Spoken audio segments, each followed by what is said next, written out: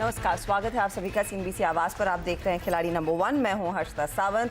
भारतीय बाजारों में आज बिकवाली का दबाव हावी है। 17,000 के साथ को हमने छोड़ दिया है। इस समय आप ध्यान देंगे तो लगभग 100 पॉइंट के नुकसान के साथ इंडेक्स ट्रेड कर रहा है। 16,935 तक के लेवल्स इस समय स्क्रीन पर आपके दिखाई देंगे। निफ्टी बैंक 350 पॉइंट नीचे है। ये 38,008 के स्तरों पर आ गया। आज सुबह में 37,825 तक का लो छुआ था, तो वहां से रिकवरी जरूर आई है, लेकिन अभी भी प्रेशर जो है वो मार्केट में कायम है। मिड कैप इंडेक्स कोशिश कर रहा है अपनी चाल को थोड़ी सी सुधारने में। 37 अंकों का इजाफा दरअसल मिड कैप इंडेक्स में बनता हुआ दिखाई दिया, और कुछ स्पेसिफिक ट्रेड्स हैं जिनके चलते दरअसल मिड कैप्स में थोड़ी सी रौनक है। एडवांस डिक्लाइन रेशियो, फिलहाल गिरने वाले शेयरों की संख्या ज्यादा है। आज सपोर्ट कहां से आया तो डिफेंसिव काउंटर्स, खासतौर से चुनिंदा एफएमसीजी ट्रेड। सभी एफएमसीजी ट्रेड्स में तेजी नहीं है। कुछ चुनिंदा एफएमसीजी स्टॉक्स में खरीदारी देखने को मिली है, और फार्मा कंपनियों में थोड़ा सा एक्शन है। फार्मा में एक्शन सन डॉक्टर रेड्डीज तक ज़्यादा सीमित दिखाई देगा। अगर आप देखें क्या पिट रहा है आज के दिन, तो ओएनजीसी, आईटीसी जैसे counters, Reliance, HDFC bank, HDFC, ये तमाम वो ट्रेड्स हैं जो दरअसल मार्केट को नीचे खींच रहे हैं। लेकिन सपोर्ट आया है टेक्नोलॉजी की तरफ से, इन्फोसिस, टीसीएस और सन फार्मा जिसका मैं जिक्र कर रही थी। थोड़ा सा योगदान एमएनएम का भी है, लेकिन ज़्यादा प्रेशर देखने को मिल रहा है मार्केट में। ऐसे में हमारे 3 जानकार जो मैदान में हैं उनके लिए बहुत ही पेचीदा हफ्ता निकल कर आ रहा है। कल डिप पर खरीदारी की सलाह आई थी, उसका कितना फ़ायदा कमा पाए हैं ये आपकी स्क्रीन पर आ जाएगा, क्योंकि डे लो से रिकवरी ज़रूर आई थी मार्केट में। आप देखिए पंकज है जो 8.4% के रिटर्न्स, अपने पॉजिटिव रिटर्न्स को होल्ड कर पाने में कामयाब रहे। गौरव रत्न पारकी अब 0.37% के रिटर्न्स पर आ गए हैं, और हल्का सा नेगेटिव टिक रूपक डे का रिटर्न दिखा रहा है, -0.2% का। अप्रोच क्या बदलने की ज़रूरत है? अब क्या अग्रेसिव शॉट्स पर फोकस करना चाहिए? जानकारों से समझते हैं। आप तीनों का स्वागत है। मार्केट का मूड तो देखते देखते काफ़ी बिगड़ता हुआ दिखाई दे रहा है। कल एक तो हम एक्सपायरी में उतर रहे हैं, उसके आगे आरबीआई की क्रेडिट पॉलिसी में उतरेंगे। क्या लग रहा है, थोड़ा सा शॉर्ट पर ज्यादा भरोसा करने का माहौल बन रहा है क्या रूपक?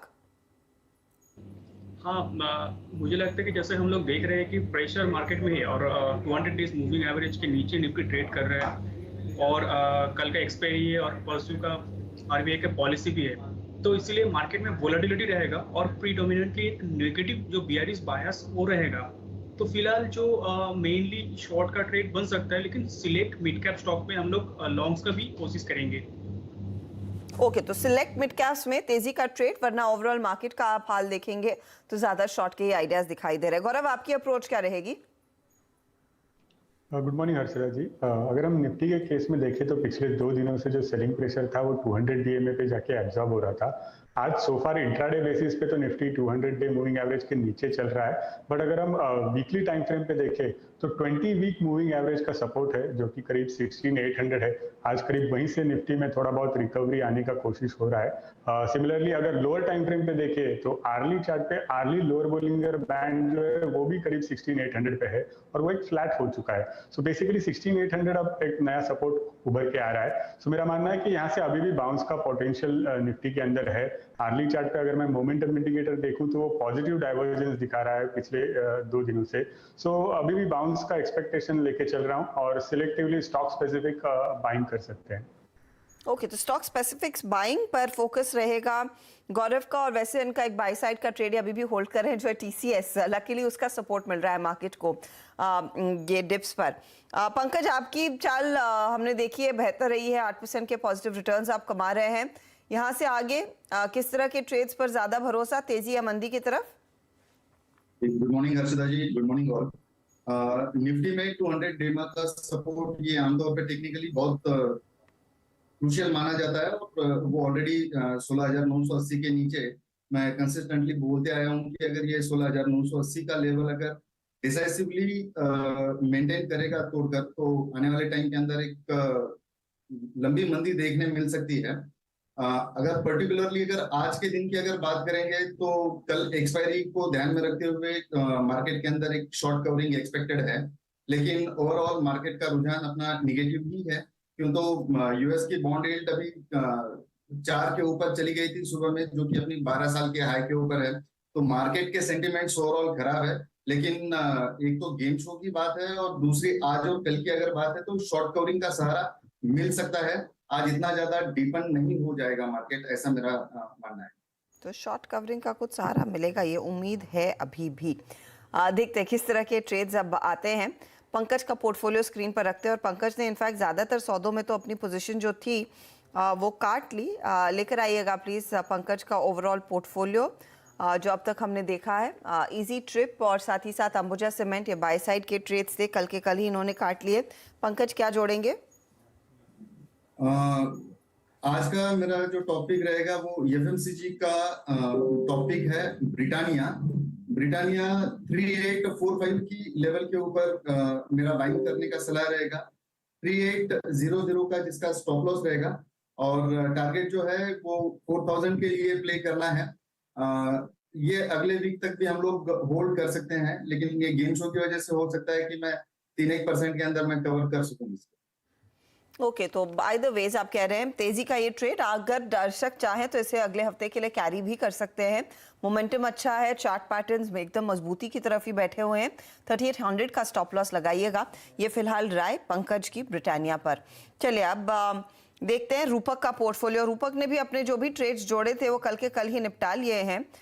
रूपक के पोर्टफोलियो में आपको याद होगा जीएसएफसी था जहां पर कल अनफॉर्चुनेटली स्टॉप लॉस ट्रिगर हुआ, लेकिन आज रेडिंगटन में इन्होंने प्रॉफिट बांधा 143 के आसपास, 143.50 के आसपास। रूपक, तो नया क्या ऐड कर रहे हैं आप?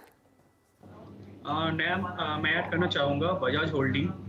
स्टॉक ने एक अच्छी शार्प रैली के बाद एक बार कंसोलिडेशन दिखा रहा है डेली चार्ट में और अभी एक शॉर्ट टर्म मूविंग एवरेज के ऊपर एक बार सपोर्ट लिया। पिछले 2 दिन से सपोर्ट ले रहे हैं शॉर्ट टर्म मूविंग एवरेज के ऊपर, तो मुझे लगता है कि स्टॉक में वापस रैली देखने को मिल सकता है। ऑन द हायर एंड 7300 तक जा सकता है और नीचे एक स्टॉप लॉस मेंटेन करना रहेगा 6474 का। 6474 का स्टॉप लॉस आप कह रहे हैं लगाइएगा और 7300 के लिए मौका फिलहाल बजाज होल्डिंग में इस समय उभर कर आ रहा है। स्टॉक हल्का सा ऊपर है, 0.5% के गेन्स देखने को मिले हैं, लेकिन अपॉर्चुनिटी है। गौरव का पोर्टफोलियो आपकी स्क्रीन पर लाते हैं। गौरव ने टीसीएस के तेजी वाले ट्रेड को अभी भी होल्ड किया हुआ और ये इनफैक्ट मार्केट को सपोर्ट भी कर रहा है। सिटी यूनियन भी होल्ड कर रहे हैं क्या गौरव? जी नहीं, सिटी यूनियन जो है वो सपोर्ट हो चुका है। हाँ, वो स्टॉप लॉस ट्रिगर हो गया, तो अपडेट कीजिएगा प्लीज। ये तो नया क्या जोड़ेंगे आप? जी नया स्टॉक में डीमार्ट जोड़ना चाहूंगा। डीमार्ट का अगर रिसेंट स्ट्रक्चर देखें तो एक रेंज बाउंड ट्रेड हो रहा था इस स्टॉक के अंदर, लेकिन एक सपोर्ट जोन के ऊपर ट्रेड कर रहा है। 40 डे एक्सपोनेंशियल मूविंग एवरेज और डेली लोअर बोलिंगर बैंड का सपोर्ट है। सो एक अच्छा बेस फॉर्मेशन दिखाई दे रहा है और जिसके बाद आप नया मूव, नई रैली शुरू होने की पॉसिबिलिटी है। आर्ली टर्म इंडिकेटर में ऑलरेडी बाय सिग्नल आ चुका है, सो यहाँ से फ्रेश रैली की उम्मीद कर रहा हूँ। 4352 का करंट रेट है, स्टॉप लॉस लगा सकते हैं 4240 का और ऊपर की तरफ 4570 का टारगेट रहेगा। 4570 के टारगेट के लिए डीमार्ट यानी कि एवेन्यू सुपरमार्ट में एक तेजी का ट्रेड आ रहा है। आप यहां पर खरीदारी करके चले। 4240 के आसपास स्टॉप लॉस जरूर लगाइएगा। जैसे जैसे देखिए हम त्योहारों की तरफ बढ़ रहे हैं, नवरात्रि तो वैसे भी शुरू हो चुकी है। यहाँ पर कंजम्पशन थीम वाले काउंटर्स में अच्छी खासी पिकअप देखने को मिली, चाहे वो डीमार्ट हो, चाहे वो आपका स्पेंसर रिटेल जैसे ट्रेड्स हो, सब में तेजी देखने को मिल रही है। 1.5% ऊपर है ये काउंटर। अच्छा, वैसे जगह एक एक आपके सभी के पोर्टफोलियो में बची है। रूपक, कुछ और जोड़ेंगे बजाज होल्डिंग के साथ? हाँ, मैं थोड़ा देर बाद देता हूँ। ओके, पंकज आपका क्या प्लान है? मैं भी थोड़ा सा मार्केट को एक बाउंस बैक के लिए मैं देखना पसंद करूंगा। जैसे ही कुछ आएगा तो मेरी तरफ से हो सकता है कि एक पॉजिटिव बाइंग साइड वाला एक ट्रेड मिले। कोशिश तो वही रहेगी, तो मैं शॉर्ट कवरिंग ही देख रहा हूँ मार्केट के अंदर। ठीक है, अगर यहाँ से कुछ अगर मिलता है तो मैं हाई बीटा काउंटर पर प्रेफर करूंगा। ओके, तो शायद तेजी की तरफ एक ट्रेड आएगा। गौरव, आपका क्या प्लान है? इस समय कुछ है या फिर आगे देंगे? जी मैं भी थोड़ा वेट करना चाहूंगा। मोस्ट प्रोबब्ली बाय साइड का ही ट्रेड रहेगा, बट फिलहाल थोड़ा कंफर्मेशन के लिए वेट। ओके, तो कुछ कंफर्मेशन का वेट कर रहे हैं। आगे कुछ ट्रेड्स आएंगे हमारे जानकारों की तरफ से, उसका इंतजार रहेगा। लेकिन इस बीच फोकस करते हैं एसबीआई कार्ड पर। कल का टॉप परफॉर्मर था, आपको याद होगा ये स्टॉक, और कुछ आंकड़े निकल कर आए कंपनी की तरफ से। आपको याद होगा अगस्त में जो ओवरऑल कार्ड स्पेंड्स की बात हम करें तो वहां पर 2% का इजाफा देखने को मिला है। यहाँ पर हम देख रहे हैं कि कंपनी का मार्केट शेयर भी थोड़ा सा बेहतर होता हुआ दिखाई दिया। ये अगस्त के आंकड़े थे, लेकिन अब फेस्टिवल सीजन की भी बात करने के लिए मेरे साथ जुड़ रहे हैं एसबीआई कार्ड के एमडी और CEO mister Ram Mohan Rao. Mister Rao, स्वागत है आपका सीएनबीसी आवाज पर। मेरे को एक चीज बताइए, ये अगस्त की बिक्री क्या, अगस्त के कार्ड स्पेंड्स हमने देखा इंडस्ट्री में थोड़े से नरम पड़े, लेकिन आपके लिए बेहतर थे। तो what is keeping you ahead of the industry, point number 1। और क्या ये रन रेट फिर जारी रहेगा with the onset of the festive season?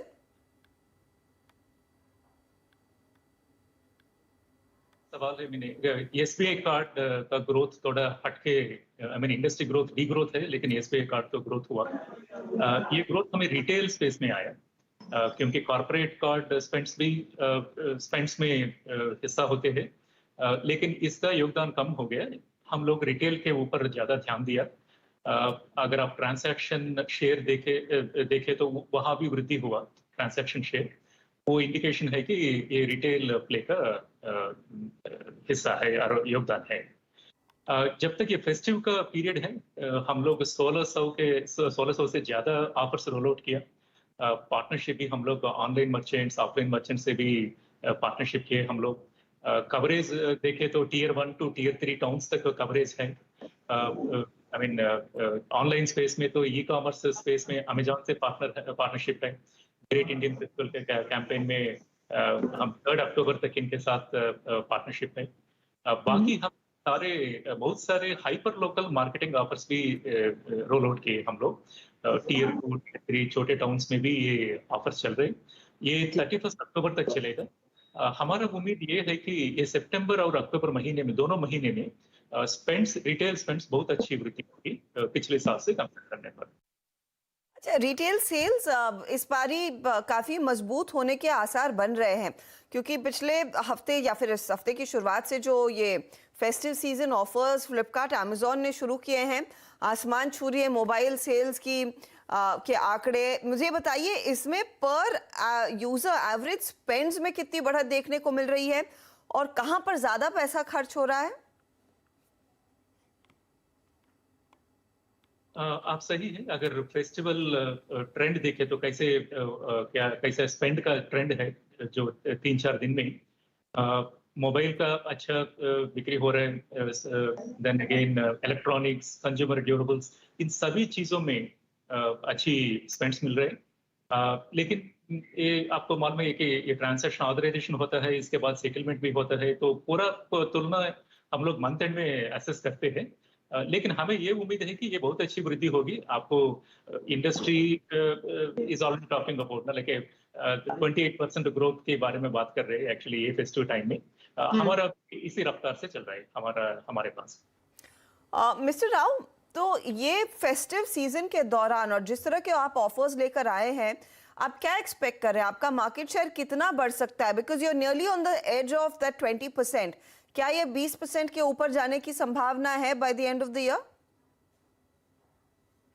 हमारी तो स्पेंड्स तो बढ़ेगी, पर्टिकुलरली रिटेल तो बढ़ेगी फेस्टिव ऑफर्स के on the basis of that. But corporate spends देखें तो हम कैलिब्रेटेड प्ले करना चाहते हैं। इसका योगदान करीब 25% तक रहा पिछले महीनों में, लेकिन जून से हम लोग थोड़ा कम कर दिया इसका, क्योंकि रेम्यूनरेटिव नहीं है, ये पूरा टॉप लाइन का गेम है। सो इसलिए we want to play in a calibrated वे।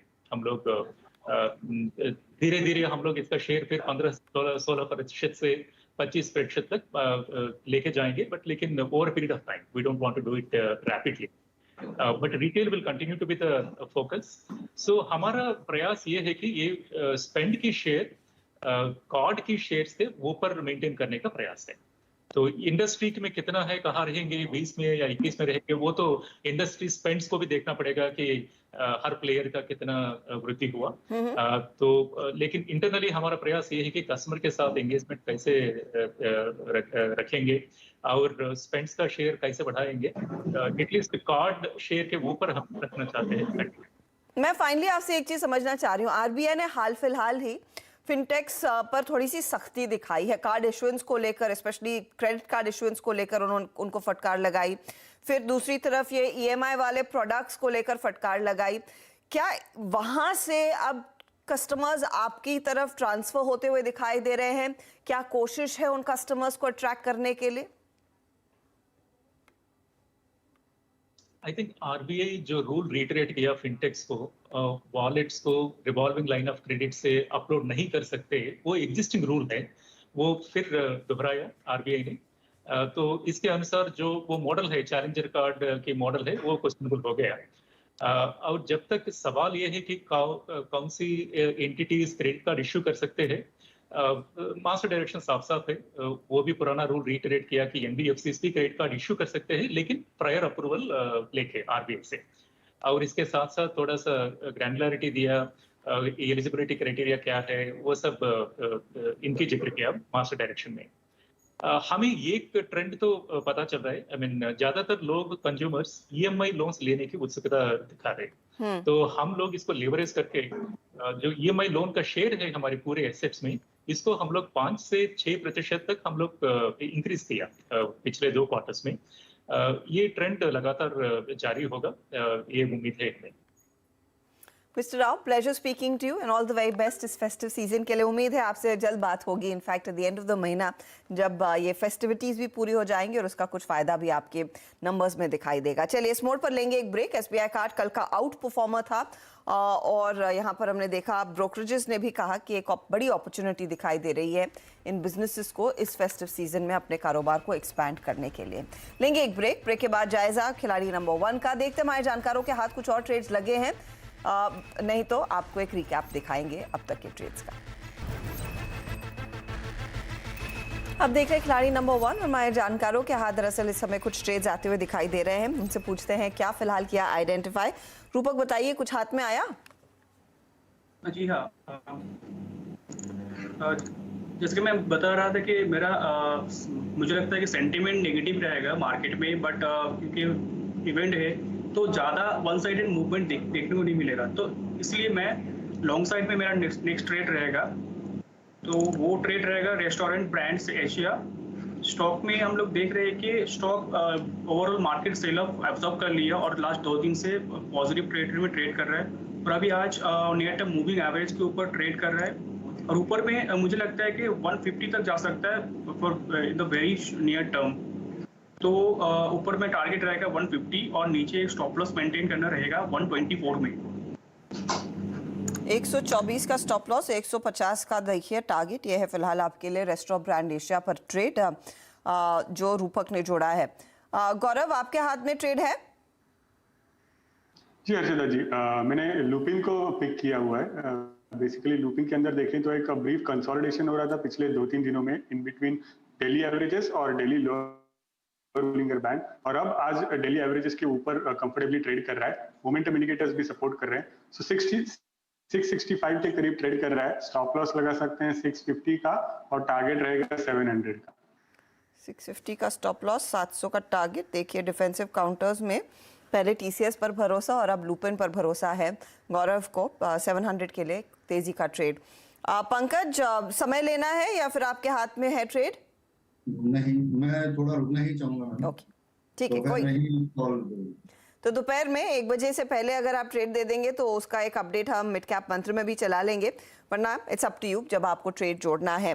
ये फिलहाल आपके लिए तेजी के कुछ कॉल्स आए हैं हमारे जानकारों की तरफ से। अब उसका कितना फायदा इनके पोर्टफोलियो में बन रहा है उसका जायजा फटाफट से लेते हैं। तो रूपक का पोर्टफोलियो आपके सामने। रेस्टोरेंट ब्रांड एशिया 150 का टारगेट दिया, 124 स्टॉप लॉस है। बजाज होल्डिंग में भी तेजी का ही ट्रेड इन्होंने पिकअप किया है। 7300 का टारगेट, 6474 स्टॉप लॉस के तौर पर काम करेगा। 0.5% के गेन्स दरअसल रेस्टोरेंट ब्रांड एशिया इनको दे रहा है। बजाज होल्डिंग्स में कुछ खासा अपडेट नहीं है।